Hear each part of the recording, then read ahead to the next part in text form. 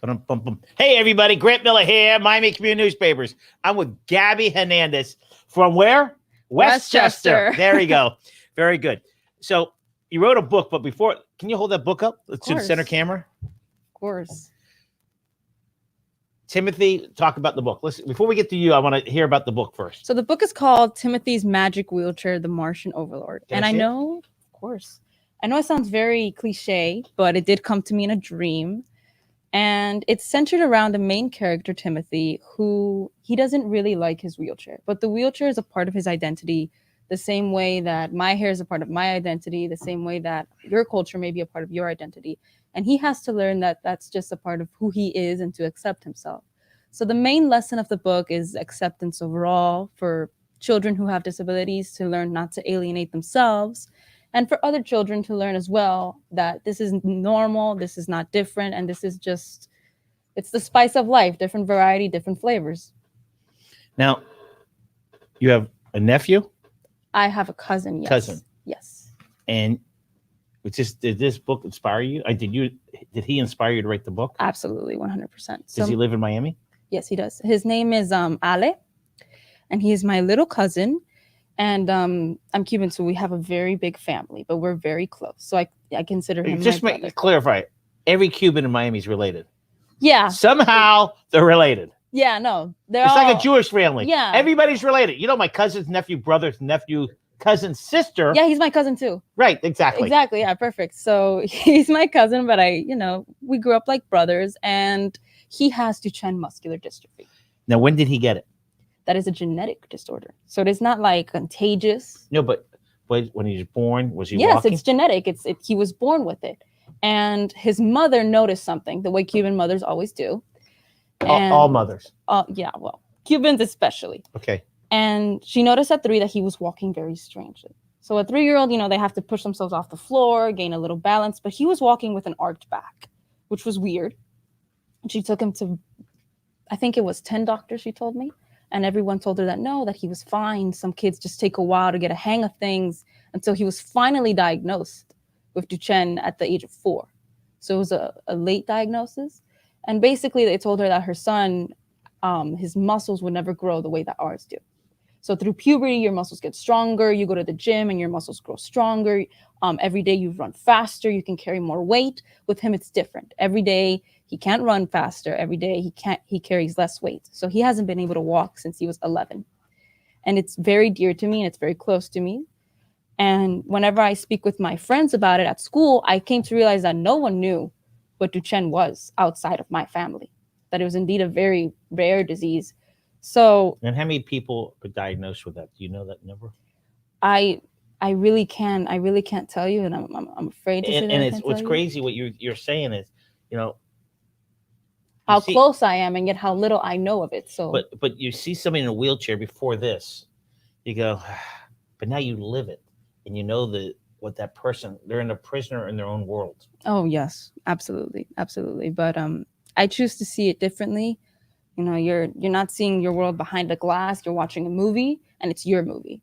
Correct. Right? You're living in that movie. You're living in that movie. And at the end of the day, it's not about what we can't do, but what we can do with the time that we have. So yes, his life has a lot of setbacks. He can't do a lot of things other kids can do. How old is he again? He is 14. He is 14, and he's in a wheelchair now. He'll be in a wheelchair for the rest of his life, but he can't do what other kids can do, but he can do other things that other kids can't do. So at the end of the day, that's what life is about. Maybe I won't be like you, but I can be me. I won't be the next Grant Miller, but I'll be the new Gabriela Hernandez. And that's what it is, limited edition. So, Gabby Hernandez is taking the world by force. Oh, yes. Okay, so where can you get this book? You can get this book on Amazon. You can get it in Spanish. You can get it in English. It is available through the link in my bio and my Instagram. You can get it in Amazon through the name there, Timothy's Magic Can Wheelchair. You get her Instagram up? What is your Instagram? author_Gabriela Hernandez. Repeat that one more time. author_Gabriela Hernandez. We'll see if we get the right. Dad's in the audience. Thank you. So let's talk about, you grew up where? Where were you born? All right, let's get into it. So my parents are Cuban. I was born in Bolivia. Yeah, no, we're good in there.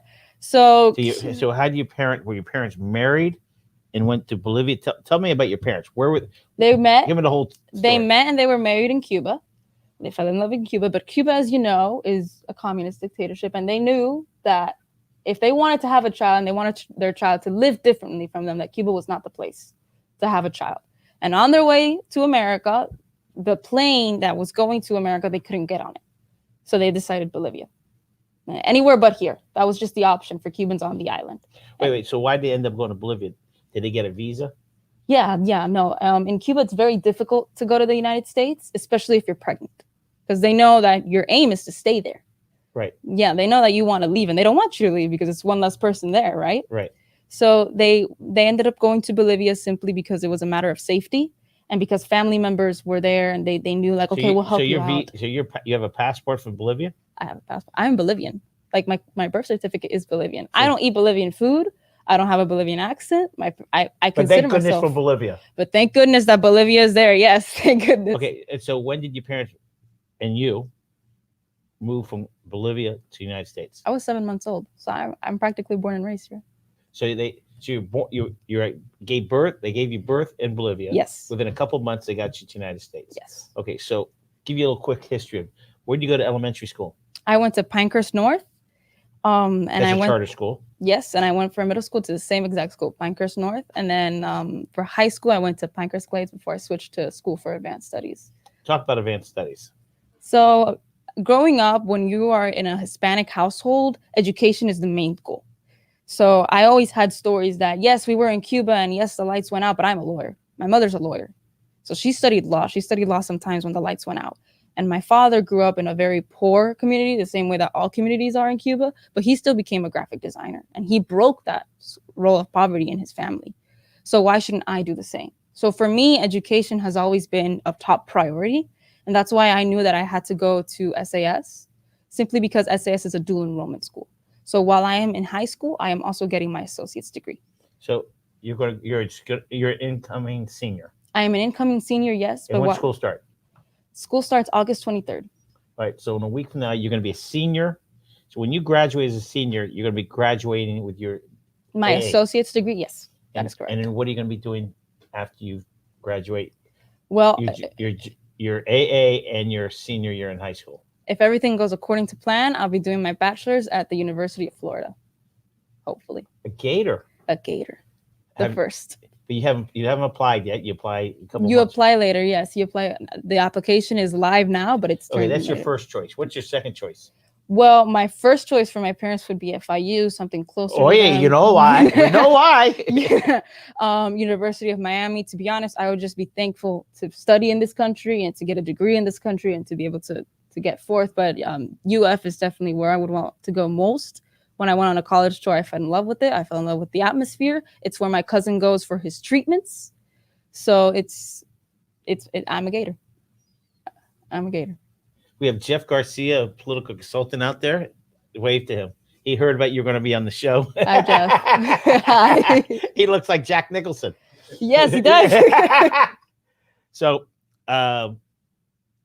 let's talk more about the school. How do you get dual enrollment? How does that happen? Do you take twice as many classes? So, all right, I'll give you a breakdown of my day or what my day was during MSO online.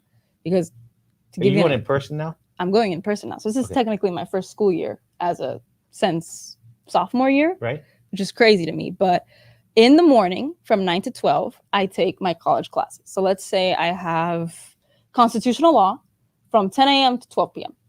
So I know that I have to be at AP United States History, a high school class at 12:40.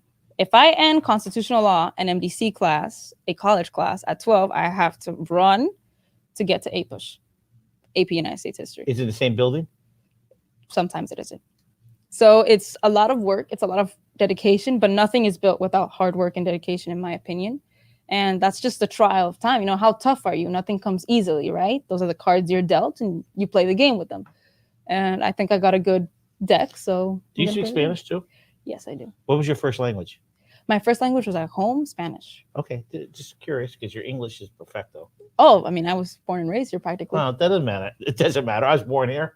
My English is no good. So, all right. So we got your history. Florida's the number one choice. UM would be a great choice. Yeah, no. FIU is your third or fourth. No, anything is fine. For me, going to university is a top priority. Wait, I'll be a Gator, I'll be a Panther, I'll be a Canes, but at heart, I'll be a Gator. Wait, you got a brother, sister, or just you? I do. I have a brother. And how old is he? He's 14 right now. And where does he go to school? He's going to Terra. This is his first year of high school. He's going to be a freshman. Mr. Sovan's the principal there. Yes. Wow. We're going to have to talk to him about your kid. Okay. Let's get back to the things. Hopefully good things, right? Good things. Yeah. Good. Who designed the cover? My dad. This is a family affair. So my dad is a graphic designer. And originally the plan was I write the book, he illustrates. And which one are you in this? I'm the alien. No, I'm joking. I'm the author. And who are these people that he... The boy in the middle, in the wheelchair, the one you're pointing at currently. Okay. That is him? Timothy. That is the main character. And who are the other people? Those are named after my cousins. The blonde girl is Kaylee, which is one of my cousins. And the other boy is Christian, which is Ale's brother. Ale, my cousin who is affected by Duchenne, has a brother, Christian, who is wonderful. He is noble. He's great to him. And that's who he is. Yeah. So this book is written for younger kids. Yes. I would say 5 to 12 because the lesson really is timeless. Just FYI, the average daily newspaper writes at the level of 6th grade. Just let you know that. So this book, it could be read by anybody. But I love that parents could sit and talk to their kids, read it to them, and understand that kids in wheelchairs are just the same. Mm-hmm. They're just the same. Mm-hmm. So it's very exciting. So you've been on other TV stations, media. Tell us who you've been on, like what? So most recently, I've been on Telemundo. With who? Daisy Bamajo. So she was awesome. She was great. Ale was also on. My aunt, his mother, was also on, which I felt was wonderful because a mother's perspective is very, very different. That's correct. She feels she's the one at fault. You carry them for 9 months. How can they be at fault? Your children are perfect to you. But he's still perfect to me. He's still perfect to her. And that's just the way he is. So her perspective was very, I felt, necessary and the most weighted opinion you can have on this, most definitely. So she speaks from the heart, and he also spoke as well. And I think that was great because a lot of kids see him as, that poor boy in a wheelchair. His cousin wrote about him, and they forget that he as well has a life. He as well has an opinion. And he just comes to life. He's an animated character. He's my best friend. He's my cousin. He's my brother. Where does he go to school? I believe he's going to school at PPMH. So he's also going to another Pinecrest. So Pinecrest Preparatory Middle High. So they have available to teach him in certain ways. Is his education? How is he smart? Is he smarter than the average parent? Slightly different for him simply because he can't use his arms. So his mobility is very reduced. So imagine he's like this all day long, and his arms are just boom. He pushes himself off. So, and then his arms is and back. So he has someone with him to help him out, to write for him, but he's incredibly talented. He's in the National Juniors Honor Program at his school. He's very talented in math, very smart in science. He doesn't like reading, but the way I say it is you're either good in one or you're good in the other. You can't be great at both. But yes, he always gets 5s on all his state's exams. He's incredibly intelligent, and he's a perfect person to me, to be honest.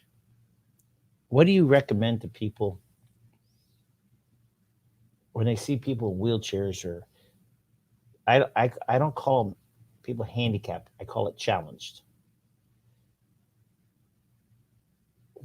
People feel strange when they see somebody in a wheelchair or handicapped. What do you say to those people? So the same situation, the situation that I would give best as an example would be Disney. Whenever you go to Disney with your kids, you see a kid in a wheelchair, like 1 out of 10 times, 9 out of 10 times. And you kind of just go like this, and you go like, oh, let me not stare. And then you stare. Exactly. You look, but I don't want to see. Yeah, like, oh, what's wrong with them? Let me stop. Or you go, oh, they're poor parents. Or, well, their parents have a child, and they have a healthy child. They have a smart child. Yeah, their child's in a wheelchair, but they have a child. And there are many parents who would give up the world to have even that child. So I don't think the wheelchair really changes things. It's just us as people, we sort of look down to them, and that's a problem. So we kind of just like, oh, let me not look. No, there's nothing fun. There's nothing wrong That with parent that. loves that child more than anything. Of course. No, any parent loves their child more than anything. But for some reason, especially when I go with my cousin, he can't get on the ride. So let's say the ride's here, he can't step off. So his father has to place him in, and he hates that because he's 14. He wants to be able to have independence. He wants to be able to get in. But every single child's looking at him thinking, why is he being carried? So as a parent, it's your part in to step in and say, well, different people have different necessities, and that's a necessity. Your necessity is that you need to brush your teeth every day. Mine is that I need to shave my beard, this, and that. So people have different necessities, and that's definitely a conversation opener. When you thought of writing this book, how long did it take you from the thought to get it published? That is a tough question because I was speaking on the phone with a school counselor, and I was remembering a dream that I had the night before, and I sat down and I wrote the book in the same day. And I finished at 5 p.m. and I sent my parents an email and I said, this is a book that I wrote. It's about Ale. I want to publish it. And my mom was like, let's go. And my dad was like, let me catch up. So it took about, I want to say maybe 5 months to publish, just because the illustrations take a long part, the storyboard. I want to make sure everything's perfect, because if I capture a moment for a child in a wheelchair incorrectly, I'm not the person that's at stake here. It's them. It's their future. Right. It's the way people treat them. And it's important that we educate correctly. So that was a really important part. The storyboard, the illustrations were done by a wonderful artist, Garrincha. He's also Cuban. He does political cartoons, but I love him. I think he does great work. It's very fresh. It's very, it's loving. It's very animated for children. So right. I especially love this picture of him. Can you run her Instagram across the bottom? So you want to read one page? All right, I'll entertain you. I'll give you that. Read the first page. Read the first page? Yeah. All right. So I'm just going to go like this. Today is Timothy's first day of school, or at least it's supposed to be. Instead, he's stuck in this stupid hospital with its stupid nurses and awfully bad mango milkshakes. The only reason he is here is because his wheelchair, whom he has dubbed Sir Stupid, is broken. This is all because his brother, Sir Stupid the First, decided that it would be a smart idea to push it down a hill on Sunday at Timothy's favorite park. Spoiler alert, it was not. Sir Stupid rolled down the hill at lightning speed and then plunged to his death at the bottom of the lake. He will be dearly missed. Wow. All right, now we're going to find out who you really are. Oh boy. You ready? Is this like a zodiac test? Yes. Okay. You have one brother? I have one brother. How many cousins? Jesus, Grant. I'm Cuban. Okay. All right. You ready? You ready? Okay. Your brother's birthday. Go. May 10th, 2007. Your dad's birthday. June 1st, 1970. I don't need the year. Mother's. August 19th. Aunt. Give me 2 aunts. Okay. My aunt is January 14th. Yes, January 14th. My other aunt is December 1st. Uncles. 2. One of my uncles is born in December, and the other one, I have no idea. Okay, close. Okay. When you go out to dinner, where do you eat fish? Where's your favorite restaurant to eat fish? Red Lobster. Red Lobster. Okay. Okay, let's see how good you are. Your favorite football team? Oh God, whoever's winning. The Patriots. That's a good answer. All right. All right. This is an easy one. Your favorite pizza place in Concord? Go. My favorite pizza place, Two Brothers. Is that a good one? I don't care. It's your Yes, place. Two Brothers is fine. Okay. Your favorite hot dog place? I don't eat hot dog. Okay, let me go with something. You live in Westchester. There's only one place. The number one hot dog place in the state of Florida, Arbetter's. That's on Bird Road and 88th. Okay? I'll take your word for it, yes. You don't eat hot dogs? No. Dad, you eat hot dogs? We saw a video once and it scarred us. I don't tell me what's inside. No. Your favorite place to eat cheeseburgers or burgers? Shorties. Really? Shorties is just great because you can eat anything. You can't be judged at Shorties. No, you can't be. Tacos. Where do you eat tacos? Tacos. God, I'm thinking of a Ask place your dad. on the border. On the board. Oh, good. Okay. Good. Okay. Superhero. Oh, I like Spider-Man. Spider-Man. Yes. Spider-Man. Okay. Ready. Your favorite animal. Go. Owl. Who? Owl. Wow. That was great because you said who too. You saw it, right? Okay. Thanksgiving. Give me 5 words. I'm going to give you one. Family. Give me 4 other words you love about Thanksgiving. Give me 4. We do not eat turkey. We are Cuban. We eat pigs. Okay. Okay. Not that. Give me whatever reason you like Thanksgiving. Whatever reason we like Thanksgiving. My cousin's cooking is great. We all get together. It's very hard to fit 40 Cubans in one place, and somehow we manage it. That's Thanksgiving is great. Yeah. Okay. As a kid, what was your favorite Christmas gift? That's As a kid, what was my favorite not Christmas gift? 8 days, Christmas. Christmas. You Okay. didn't have a favorite gift when you were little? My favorite gift. Well, my favorite all-time gift is my dog. When did you get that? I got him last year. He's 1. Okay, we'll deal with that. We'll deal with All that. right. Yeah. Last question. The magic of the mix. Why is your high school successful, and why do you love your high school? I think it's the teachers and the principal. The principal has a Zoom meeting, I want to say 3 times a month. He's very connected with the students. He knows our names. He knows our faces. I went to an elementary school where the principal, like, I had to remind her of my name. So he's very much in touch. He's very much on board, and he's very, very concerned about a child's education. Your So principal's name is? Dr. Monteagudo, Good guy. great guy. Known him for a while. His wife's a nurse, and they're good people. All right, we're going to wrap it up. Can you bring up her web thing one more time? There it goes.